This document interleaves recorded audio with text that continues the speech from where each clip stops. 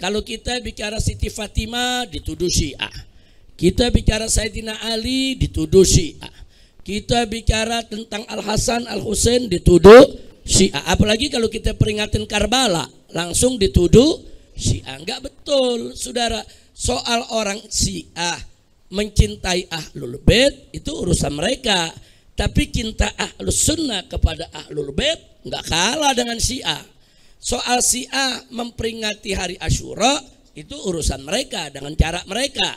Tapi Ahlus Sunnah pun saudara perlu memperingati Asyura dengan perspektif aswaja. Nah, jadi jangan sampai begini. Jangan sampai ada kelompok Rafidhah saudara memperingati Asyura ini hanya untuk ratapan. Sebab dalam Islam meratap gak boleh, sedih boleh, meratap nggak boleh, saudara. Itu ajaran Islam.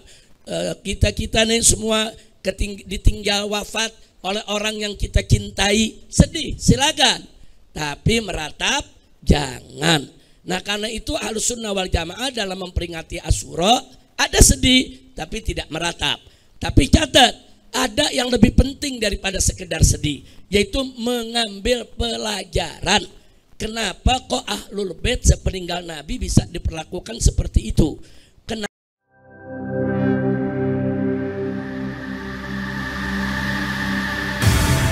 Islamic Brotherhood Television. Assalamualaikum warahmatullahi wabarakatuh. Bismillah walhamdulillah wassalatu wassalamu ala rasulillah wa ala alihi wa sahbihi wa mawala. Kepada ibu-ibu semua, hari ini sengaja tadi Habib Alwi ngajar lebih dulu, Habib Hanif ngajar lebih dulu, kemudian saya biasanya kan Ustazah Najwa dulu ya, karena saya dengan para menantu mau takziah. Jadi semalam telah wafat orang tua kita, guru saya tercinta Al-Habib Abdurrahman bin Syekh Al-Attas. Jadi jenazahnya saat ini disemayamkan di Tebet. Ba'da zuhur ada sholat jenazah dan akan dimakamkan di pondok pesantrennya. Pondok pesantrennya itu ada di Cicurai, Sukabumi. Nah, jadi saya minta maaf kalau kita didahulukan karena jam 11 tepat saya dengan para menantu akan ke sana. Nah, nanti baru Ustazah Najwa yang akan mengisi penutupnya, insya Allah. Nah, tadi Habib Alwi dan Habib Hanif sebagaimana biasa sudah membaca kitab, menyampaikan kepada kita ilmunya, mudah-mudahan manfaat dan menjadi penyebab turunnya rahmat dan barakah. Hari ini kita kedatangan tamu beberapa ustazah dari beberapa jamiah, beberapa organisasi majelis taklim. Kita ucapkan kepada mereka selamat datang.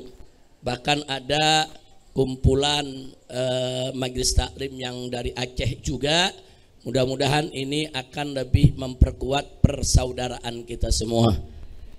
Nah, kemudian selanjutnya ibu semuanya diundang.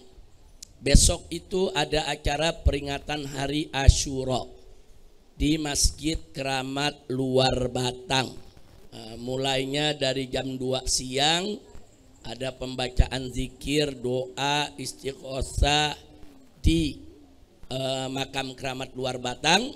Setelah itu azan asar akan berpindah ke dalam masjid untuk sholat asar berjamaah dan langsung peringatan Asyura dengan membaca doa Asyura, manaqib Sayyidina Husain dan seterusnya sampai maghrib dan buka puasa bersama. Karena diserukan kepada semua jamaah yang besok ikut peringatan hari Asyura untuk puasa Asyura. Nah, puasa Asyura itu ibu-ibu sudah dilaksanakan oleh Nabi dan para sahabat jauh sebelum Nabi hijrah dari Mekah ke Madinah. Jadi sebelum ada kewajiban puasa Ramadan, sebelum Nabi hijrah ke Madinah, para sahabat bersama Nabi itu sudah berpuasa 10 Muharram. Bahkan orang-orang kafir jahiliyah pun juga ada yang berpuasa di 10 Muharram. Nah, begitu Nabi hijrah ke Madinah, hidup di Madinah, setiap tahun Nabi puasa 10 Muharram. Suatu ketika Nabi melihat masyarakat Yahudi di tanggal tersebut juga berpuasa. Nah, mereka berpuasa, orang-orang Yahudi ini. Nah, kemudian Nabi bertanya kepada mereka, kenapa mereka kok hari ini berpuasa dan kelihatannya bahagia, senang. Nah, orang-orang Yahudi tadi menjawab, hari ini adalah hari kemenangan Musa alaihis salam. Jadi hari kemenangan Musa. Jadi Nabi Musa alaihis salam dimenangkan oleh Allah Subhanahu wa taala pada saat dikejar-kejar oleh Fir'aun untuk dibunuh. Nah, Allah selamatkan Nabi Musa. Allah tenggelamkan itu Fir'aun dan bala tentaranya. Itu terjadi tanggal 10 Muharram. Akhirnya Nabi mengatakan kepada para orang Yahudi tadi, beliau katakan, nahnu ahakkum minkum bil Musa. Jadi kata Nabi, kami umat Islam ini lebih berhak untuk bahagia dengan kemenangan Musa. Nah, semenjak saat itu Nabi lebih menekankan kepada para sahabatnya, jangan ditinggalkan puasa Asyura, puasa tanggal 10 Muharram. Hanya saja Nabi minta para sahabat membedakan puasa mereka. Jangan sampai puasanya sama dengan puasa Yahudi. Yahudi puasanya 10 Muharram, kafir jahiliyah puasanya 10 Muharram. Nah, umat Islam disuruh puasa tanggal 10 Muharram ditambah 1 hari sebelumnya atau 1 hari sesudahnya. Jadi boleh puasa 9 dan 10, hari ini 9 dan 10 besok, atau 10 besok dan 11. Nah, jadi kalau ibu-ibu yang kebetulan hari ini sudah puasa, bagus, tinggal ditambah besok. Kalau ada ibu-ibu yang hari ini belum puasa, bisa puasa besok dan hari Seninnya, insya Allah. Nah, kenapa sih Asyura kok begitu diperhatikan oleh Nabi alaihi salatu wassalam? Yang pertama, karena memang di hari Asyura itu banyak kejadian penting, peristiwa besar, antara lain sebagaimana disebutkan dalam beberapa riwayat. Pertama, taubatnya Nabi Adam alaihi salam setelah dikeluarkan dari sorga dan diturunkan ke bumi oleh Allah. Nah, taubatnya itu diterima oleh Allah tanggal 10 Muharram di hari Asyura. Nah, begitu juga Nabi Nuh alaihi salam. Nah, begitu terjadi banjir bah, Nabi Nuh dan pengikutnya selamat dengan petunjuk Allah, membuat perahu besar, bahtera besar. Nah, akhirnya terombang-ambing, yaitu di atas gelombang selama lebih dari 100 hari. Akhirnya Allah selamatkan Nabi Nuh dan para pengikutnya juga pada tanggal 10 Muharram di hari Asyura. Nah, begitu juga Nabi Yunus yang ditelan, Nabi Yunus alaihissalam yang ditelan ikan, akhirnya Allah selamatkan, dikeluarkan dari perut ikan. Itu juga terjadinya pada tanggal 10 Muharram di hari Asyura. Nah, jadi kalau kita melihat rentetan peristiwa tadi, termasuk kemenangan Nabi Musa alaihis salam, juga kejadiannya tanggal 10 Muharram. Masih banyak peristiwa-peristiwa lain yang tidak saya sebutkan satu persatu, tapi sangat banyak peristiwa penting terjadi. Nah, itu yang terjadi di masa sebelum kelahiran Nabi kita Muhammad Sallallahu Alaihi Wasallam. Nah, setelah wafatnya Nabi, terjadi satu peristiwa besar, satu tragedi yang sangat menyedihkan dan memprihatinkan seluruh umat Islam sepanjang zaman, yaitu pembantaian keluarga Nabi alaihi salatu wassalam. Nah, di mana Sayyidina Husain radhiyallahu anhu bersama anak-anaknya dan bersama keponakan-keponakannya, bersama misan-misanannya, saudara, dan bersama sahabat-sahabatnya digiring ke padang Karbala oleh Ibnu Ziyad atas perintah Yazid, dan akhirnya di sana dibantai. Nah, di mana Sayyidina Husain dipenggal kepalanya. Bahkan ada salah satu anak Sayyidina Husain yang masih berusia 6 bulan, yaitu Ali Al-Asghar, sedang kehausan karena dikepung beberapa hari, air tidak ada, susu ibunya sudah kering. Sayyidina Husain mencoba mencari cara membawa si bayi mendekati sungai. Nah, tapi ternyata baru sampai pinggir sungai, sebuah anak panah meluncur dan menancap membunuh daripada bayi tersebut. Nah, jadi ada lagi Ali Al-Akbar, itu juga anak Sayyidina Husain yang menjadi salah satu komandan untuk menyelamatkan keluarga dan para sahabatnya, bertempur habis-habisan, membela diri dan juga gugur. Nah, tapi saat itu perlu kita tahu, tidak semua anak Sayyidina Husain terbunuh dan tidak semua anak Sayyidina Hasan terbunuh. Karena kalau semua anak Sayyidina Husain dan anak Sayyidina Hasan terbunuh, keluarga Nabi nggak ada lagi saat ini. Nah, justru adanya keluarga Nabi sampai hari ini karena ada anak Sayyidina Husain laki-laki yang selamat, yaitu Imam Ali Zainal Abidin, yang ketika itu beliau sebetulnya umurnya sudah remaja, tapi sakit, demam tinggi, ada di dalam tenda dijaga oleh bibinya, yaitu Sayyidah Zainab. Sayyidah Zainab menjaga si keponakan yang sedang sakit. Dan masih ada anak Sayyidina Hasan yang kecil-kecil, yaitu di dalam tenda. Dan masih ada anak-anak Sayyidina Husain yang perempuan. Jadi semua perempuan-perempuan ngumpul di dalam tenda dijaga oleh Sayyidah Zainab. Nah, begitu Sayyidina Husain dan keluarga, para sahabatnya semua dibunuh di luar tenda, saudara, semuanya dibantai habis. Maka akhirnya tenda tersebut dikepung oleh pasukan Ibn Ziyad dengan niat memang mereka mau ganggu yang dalam tenda, mau bunuh turunan Sayyidina Husain sampai akar-akarnya, mau bunuh turunan Sayyidina Hasan sampai akar-akarnya, bahkan mau ganggu perempuan-perempuan yang ada di dalam tenda. Ya, perempuan dalam tenda ada yang histeris, menjerit, nangis, yang pingsan, saudara, panik karena Sayyidina Husain semua sudah gugur. Nah, di saat-saat seperti itulah tampil Sayyidah Zainab, adik kandung Sayyidina Husain. Jadi Sayyidah Zainab ini adiknya Sayyidina Husain. Dia tampil gagah, saudara, dia lawan itu semua yang ingin masuk ke tenda, diusir, dia bertolak pinggang, dia sampaikan lisannya yang fasih, saudara, sehingga pasukan-pasukan tadi nggak ada yang berani masuk ke tenda.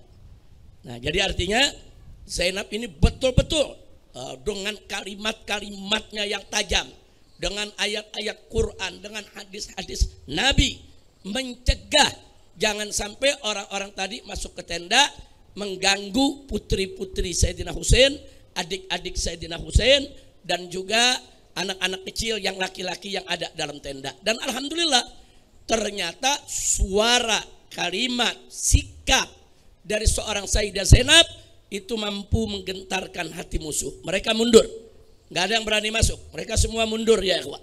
Nah, dengan demikian akhirnya Sayyidah Zainab berhasil menyelamatkan semua yang tersisa di dalam tenda. Bahkan Sayyidah Zainab, saudara, bertolak pinggang di hadapan ini menjaga Ali Zainal Abidin. Kalau kalian ingin membunuh anak-anak Husain, bunuh dulu saya, langkai dulu mayat saya. Nah, ala kulli hal, dengan adanya pertolongan Allah lewat lisan Sayyidah Zainab yang fasih, yang dalam tenda selamat semua ya ikhwan.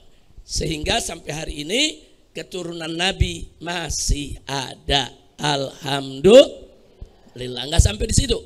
Setelah peristiwa pembantaian tersebut, semua keluarga Nabi, yang perempuan yang laki, dirantai, dibawa ke tengah kota Baghdad, saudara.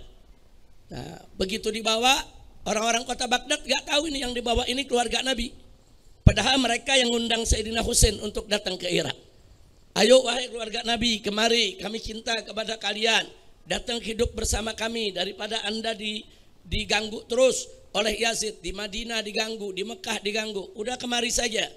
Nah, begitu Sayyidina Husain berangkat dengan keluarganya, tidak satupun dari mereka membantu Sayyidina Husain dan keluarga. Makanya Farasdak pernah mengatakan kepada Sayyidina Husain begitu ketemu di jalan, Sayyidina Husain tanya, ya Farasdak, apa kabar di Irak sana? Karena Farasdak dari Irak. Dia mengatakan, ya Husain, qulubuhum ma'ak, wasayfuhum wasuyufuhum alaik. hati mereka ada bersamamu ya Husain. Tapi pedang-pedang mereka itu ada di atas kepalamu. Artinya iya, hatinya memang cinta kepada kamu, tapi pedang-pedang mereka nanti akan menyerang kamu sendiri. Nah, jadi ini yang terjadi. Nah, kemudian singkat cerita, Sayyidah Zainab bawa itu keluarganya ini saudara diselamatkan oleh Allah lewat perjuangan Sayyidah Zainab radhiyallahu anha. Akhirnya mereka semua dirantai, mereka sudah pakaiannya juga udah nggak karu-karuan ya ikhwan, kotor, berdebu saudara.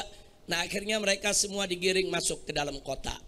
Nah, begitu masuk ke dalam kota diumumkan oleh panglimanya nih bahwa ini yang ditangkap ini perampok semua. Ini yang ditangkap ini perampok-perampoknya udah kita bunuh semua. Nah, ini nih keluarga-keluarga perampok. Akhirnya orang-orang sepanjang jalan meludahi Imam Ali Zainal Abidin, Siti Zainab. Mereka pikir ini perampok, begal semua, saudara. Nah, akhirnya saat itulah saudara Zainab mengatakan kepada penduduk Baghdad, menyampaikan bahwa kami adalah Ahlul Bait yang kalian undang. Kami adalah Ahlul Bait yang Allah nyatakan dalam Al-Qur'anul Karim. Dibacakan ayat-ayat tentang Ahlul Bait. Akhirnya mereka semua terperangah, kaget, sedih, nangis. Apa yang dikatakan oleh Zainab kepada mereka? Ya, kalian akan terus menangis sampai hari kiamat. Air mata kalian tidak akan pernah kering. Artinya maksudnya di sini saudara, apa yang mereka perbuat terhadap keluarga Nagi dengan aneka ragam pengkhianatannya akan menjadi kenangan anak keturunan mereka. Nah, makanya jangan kaget sampai hari ini saudara di Irak sana kalau memperingati hari Asyura ini di depan-depan rumah mereka ditaruh kendi, diisi air. Kenapa? Karena dulu Sayyidina Husain tidak ada satupun yang membawakan air untuk Sayyidina Husain dan keluarganya, saudara. Kemudian mereka juga banyak yang meluka-lukai diri, sampai berdarah-darah, saudara, untuk menunjukkan penyesalan. Kenapa dulu orang-orang tua mereka tidak membela Ahlul Bait? Nah, ini yang perlu kita ketahui ya ikhwan. Ala kulli hal, akhirnya keluarga Nabi dibawa ke Damaskus, dihadapkan kepada Yazid sang raja durhaka. Di situ terjadi perdebatan yang luar biasa antara Yazid dengan Sayyidah Zainab radhiyallahu anha. Sayyidah Zainab membawakan ayat Qur'annya, hadis nabinya, sampai Yazid dan semua menteri-menteri yang ada dalam ruangan saudara nggak mampu untuk melawan hujjah Sayyidah Zainab. Bahkan sampai-sampai keluarga Yazid dari dalam begitu mendengar perdebatan tersebut nangis mereka semua. Dan mereka salahkan Yazid. Akhirnya Yazid hanya terdiam. Setelah itu keluarga Nabi tadi saudara dipersilakan untuk masuk ke satu ruangan untuk bebersih diri, untuk mengganti pakaian, dikasih makanan, dikasih bekal. Akhirnya mereka dikawal kembali ke kota Madinah. Nah, ini peristiwa tercatat dalam sejarah. Lalu apa yang harus kita lakukan? Insya Allah besok di luar Batang akan kita bahas dengan lebih rinci lagi, insya Allah. Nah, sekarang ibu-ibu sudah memegang lembaran itu managib Sayyidina Husain. Nah, kita bawakan sama-sama, dipimpin oleh Sarifah Rufaidah dan adik-adik. Silakan memimpin. Ya, bacanya bareng-bareng aja, bacanya bareng-bareng, tapi ikuti nagam nada yang dibawakan oleh Sarifah Rufaidah. Silakan Aida. Pegang kertasnya semua sambil baca sama-sama. Jadi kalau ibu baca ini, insya Allah ringkesan peristiwa Karbala ada di sini. Insya Allah. Silakan. Inna fil jannati nahran min laban li aliyin wa husainin wa hasan. Li aliyin wa husainin wa hasan. Semua. Inna fil jannati nahran min laban li aliyin wa husainin wa hasan. Li aliyin wa husainin wa hasan. Lanjut baca bareng-bareng. Al Husain putra Ali dan Fatimah, adik Hasan cucu Nabi Mustafa. Adik Hasan cucu Nabi Mustafa. Husain tegakkan khilafah rasyidah bersama ayah dan kakak tercinta. Bersama ayah dan kakak tercinta. Inna fil jannati nahran min laban li aliyin wa husainin wa hasan, li aliyin wa husainin wa hasan. Saat damai Hasan dan Muawiyah, Jangan naik nadanya. Al-Husain tak pernah angkat senjata. Al-Husain tak pernah angkat senjata. Saat Yazid diangkat jadi raja, Al-Husain menolak raja durhaka.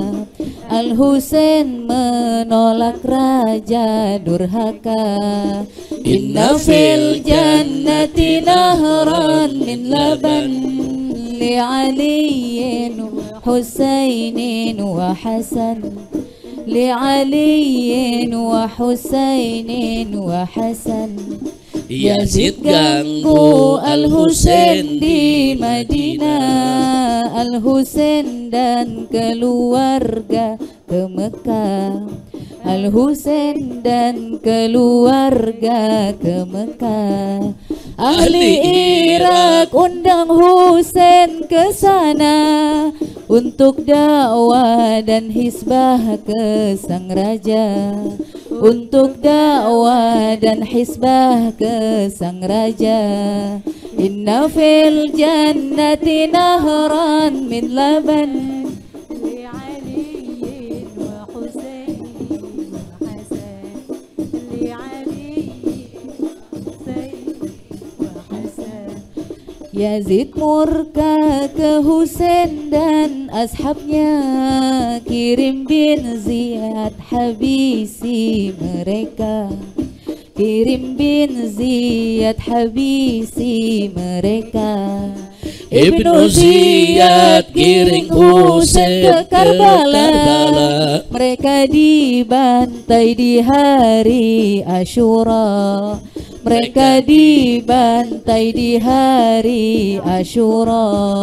Inna fil jannati nahran min laban li aliyin wa Husainin wa Hasan, li aliyin wa Husainin wa Hasan. Putra Hasan, Husain serta lainnya, banyak ahlul bait yang jadi syuhada. Banyak ahlul bait yang jadi syuhada. Allah jaga itrah Nabi tercinta. Dzurriyyah Hasan Husain tetap ada. Dzurriyyah Hasan Husain tetap ada.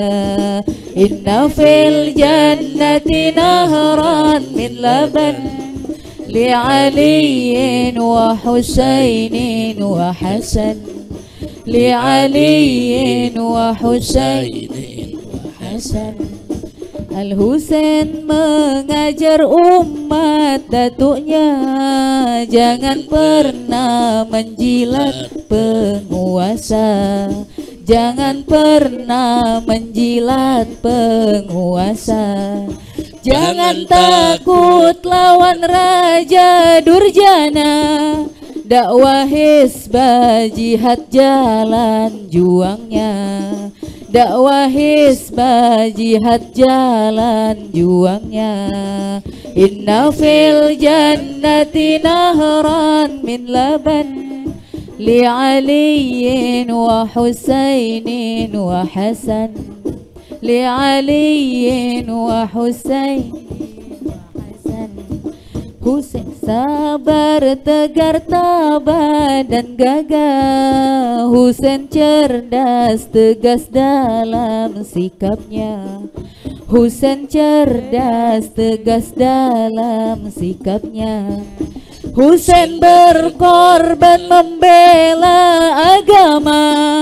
Husain uswa kedua umat datuknya, Husain uswa kedua umat datuknya.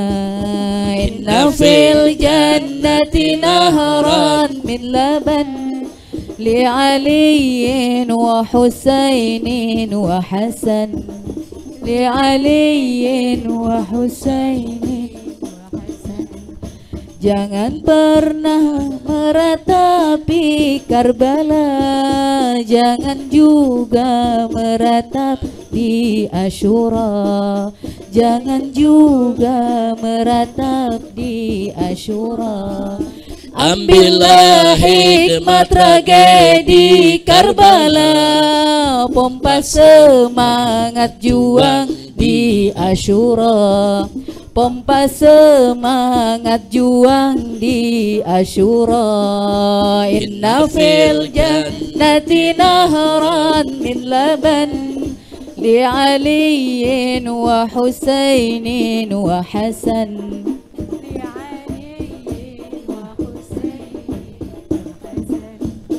Nabi ajarkan Quran dan sunnahnya, Nabi wariskan Quran dan itrahnya, Nabi wariskan Quran dan itrahnya. Hidup Ahlul Bait penuh suka duka, Ahlul Bait Nabi wajib kita cinta, Ahlul Bait Nabi wajib kita cinta. Inna fil jannati nahran min laban li aliyin wa husainin wa hasan, li aliyin wa husainin. Istri dan dzurriyyah Nabi Mustafa, semua Ahlul Bait Nabi tercinta, semua Ahlul Bait Nabi tercinta. Kerabat dan sahabat Nabi mulia, saling menyinta sesama mereka, saling menyinta sesama mereka. Inna fil jannati nahran min laban li aliyin wa husainin wa hasan, li aliyin wa husainin wa hasan. Ya al-Hasan Sayyiduna, ya al-Husain anta sayyiduna, ya al-Husain anta sayyiduna, ya al-Hasan anta imamuna, ya al-Husain anta imamuna, ya al-Husain anta imamuna. Inna fil jannati nahran min laban li aliyin wa husainin wa hasan, li aliyin wa husainin wa hasan. Sallu ala nabi. Jadi memang barusan bacanya ada beberapa yang macet karena ini memang Aida dan adik-adiknya baru tadi pagi terima ini Bu ya. Bukan dari kemarin, baru dari pagi terima, jadi ngimbang-ngimbangin itu suara. Tapi sudah bagus, Masya Allah. Dan ini juga nanti di luar Batang besok juga akan dibacakan, di taklim Ahad pagi juga akan dibacakan. Jadi ibu simpan, ibu baca, ibu bisa bawakan di rumah masing-masing. Ini cerita manaqib Sayyidina Husain. Nah, jadi ini penting sekali Bu, karena sekarang ini kalau kita bicara Siti Fatimah dituduh Syiah, kita bicara Sayyidina Ali dituduh Syiah, kita bicara tentang Al-Hasan Al-Husain dituduh Syiah. Apalagi kalau kita peringatin Karbala langsung dituduh Syiah. Enggak betul saudara. Soal orang Syiah mencintai Ahlul Bait itu urusan mereka, tapi cinta Ahlus Sunnah kepada Ahlul Bait enggak kalah dengan Syiah. Soal Syiah memperingati hari Asyura itu urusan mereka dengan cara mereka. Tapi Ahlus Sunnah pun saudara perlu memperingati Asyura dengan perspektif aswaja. Nah, jadi jangan sampai begini, jangan sampai ada kelompok Rafidhah saudara memperingati Asyura ini hanya untuk ratapan. Sebab dalam Islam meratap gak boleh, sedih boleh, meratap gak boleh, saudara. Itu ajaran Islam. Kita nih semua ditinggal wafat oleh orang yang kita cintai, sedih silakan, tapi meratap jangan. Nah, karena itu Ahlus Sunnah wal Jamaah dalam memperingati Asyura ada sedih tapi tidak meratap. Tapi catat, ada yang lebih penting daripada sekedar sedih, yaitu mengambil pelajaran. Kenapa kok Ahlul Bait sepeninggal Nabi bisa diperlakukan seperti itu? Kenapa kok Sayyidina Husain sampai dibunuh? Bahkan Sayyidina Husain diiming-iming, mau dikasih jabatan, mau dikasih harta oleh Yazid lewat gubernurnya di Madinah, ditolak oleh Sayyidina Husain. Ditolak, saudara, karena Sayyidina Husain bukan jenis keluarga Nabi yang menjilat penguasa, enggak. Kenapa Sayyidina Husain menolak? Karena Sayyidina Husain tahu Yazid ini durhaka, ahli maksiat. Nah, jadi suka menenggak minuman keras, main perempuan, judi. Nah, Sayyidina Husain punya prinsip, mana mungkin orang seperti ini boleh jadi pemimpin. Makanya beliau tetap nolak. Akhirnya beliau diganggu di Madinah, beliau bawa semua keluarga, udah pindah ke Mekah, balik mereka semua ke Mekah. Ternyata di Mekah diganggu juga. Nah, akhirnya orang-orang Irak kirim surat undangan. Nah, sudah Al-Husain, ayo kita tinggal di Irak saja. Nanti kita mengkritisi penguasa yang zalim, melakukan dakwah hisbah kepada mereka di Irak saja. Di Irak banyak pendukung Ahlul Bait. Nah, Sayyidina Husain akhirnya saudara membawa semua keluarganya untuk menuju ke Irak, ke Baghdad, saudara. Bahkan juga bukan hanya Baghdad, tapi ke Kufah, saudara. Mau dibawa ke Kufah. Itu yang tadi kita cerita, begitu masuk kota Kufah, akhirnya keluarganya dianggap perampok, begal, diludahi, saudara. Nah, mereka yang ngundang, tapi mereka yang sama sekali tidak peduli. Di tengah jalan, Sayyidina Husain dijegat oleh pasukan Yazid yang dipimpin oleh Ibnu Ziyad, akhirnya digiring ke Karbala dan dibantai. Nah, ini satu peristiwa yang tentunya nggak bisa kita lupakan begitu saja. Oh, Ahlus Sunnah udah lupain, udah nggak usah cerita itu. Bahkan maaf, kalangan-kalangan nawasib yang benci dengan Ahlul Bait justru dalam ceramah mereka menyalahkan Sayyidina Husain. Sayyidina Husain salah, keluarganya salah. Siapa suruh udah mau ditawarin jabatan sama Yazid nggak mau. Siapa suruh nggak mengaku Yazid. Kalau gitu Sayyidina Husain itu bugot, pemberontak. Nah, jadi pandangan-pandangan semacam ini harus kita netralisir. Ahlus Sunnah bukan Syiah Rafidhah, Ahlus Sunnah juga bukan Nawasib. Jadi kalau ada beberapa kalangan Wahabi ikut pemikiran Nawasib, menyalahkan Sayyidina Husain dan keluarga yang keluar dari Mekah, ya ikhwan. Nah, tentu ini kita tolak. Kita tidak ikut Syiah, kita tidak ikut Wahabi. Kita ikut penafsiran Ahlus Sunnah wal Jamaah. Nah, sebagai penutup, setiap tahun Radio Rasil selalu memutar ulang ceramah saya beberapa belas tahun yang lalu. Di majelis ini saya pernah kumpulkan umat, ada Sunninya, ada Syiahnya hadir di majelis ini. Nah, saya bahas di situ tentang peristiwa tragedi Karbala, hampir 3 jam. Nah, itu rekamannya masih ada di YouTube, kalau kita buka ada. Tapi Radio Rasil itu selalu memutar setiap hari Asyura, besok. Jadi kalau ada ibu yang mau ngikuti di rumah silakan, mau ngikuti lewat HP silakan, atau ntar malam mau dengar itu ceramah diulang lagi silakan. 2 jam lebih, hampir 3 jam saya ceritakan satu persatu peristiwa daripada Karbala dengan perspektif Ahlus Sunnah wal Jamaah. Alhamdulillah. Baik.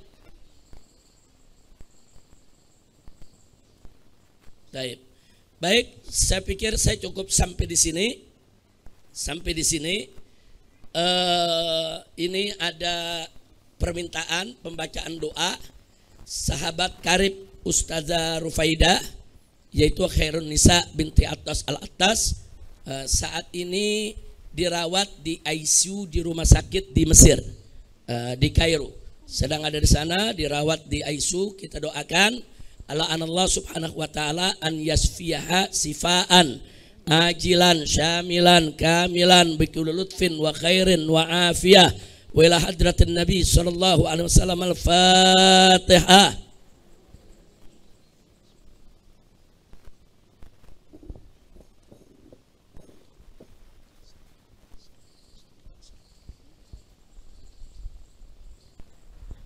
Yang terakhir, saya punya putri yang kelima, Sarifah Mumtaz. Sejak semalam sudah ada di rumah sakit untuk melahirkan. Jadi sampai tadi pagi masih pembukaan 1. Dulu juga lagi pengajian ibu-ibu dia.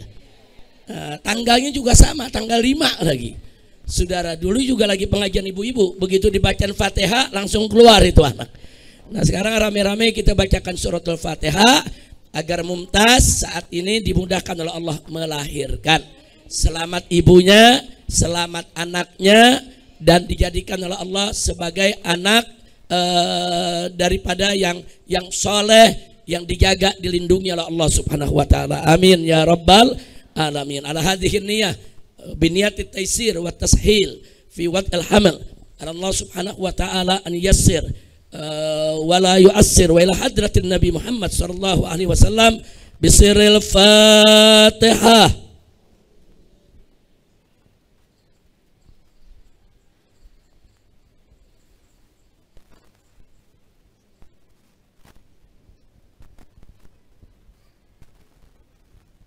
Taqabbalallahu minna wa minkum fataqabbal ya karim. Mudah-mudahan semua ibu-ibu yang ada di sini yang keluarganya sakit disembuhkan oleh Allah. Yang sedang hamil juga dimudahkan oleh Allah. Hamilnya, melahirkannya, dan semua urusan kita dimudahkan. Dan alhamdulillah hari ini saya punya istri, itu Sarifah Mona, bisa hadir bersama kita. Kalau dari tadi belum bisa keluar, anaknya doyan betul nyusunya Bu. Ini jangan-jangan lagi nangis nah anak di dalam. Memang anak laki nyusunya kuat Bu ya. Tapi Masya Allah baru sebulan udah 5 kilo. Iya, jadi memang nyusunya kuat. Jadi maklumin kalau Mona nggak bisa keluar masuk karena memang lagi ngurus anak. Mudah-mudahan Mona diberikan kekuatan, sabar, tabah mengurus anak, dan anak kami yaitu Abdullah dijadikan sebagai anak yang soleh, panjang umur dalam taat dan ibadah, panjang umur dalam sehat walafiat. Itu saja yang bisa saya sampaikan. Sekali lagi terima kasih kepada para tamu kita semuanya, termasuk dari jamaah Majelis Akhia, Cahwat Halaqah Ilmu Agama dari Aceh Besar, begitu juga yang lainnya. Mudah-mudahan kehadiran mereka bersama kita akan menjadi penyebab turunnya rahmat dan barakah. Sekian, saya minta maaf, saya mau langsung berangkat untuk takziah. Silakan Ustazah Najwa untuk melanjutkan pelajarannya. Sallu ala Nabi. Hadani Allah wa iyyakum ila siratil mustaqim. Wassalamualaikum warahmatullahi wabarakatuh.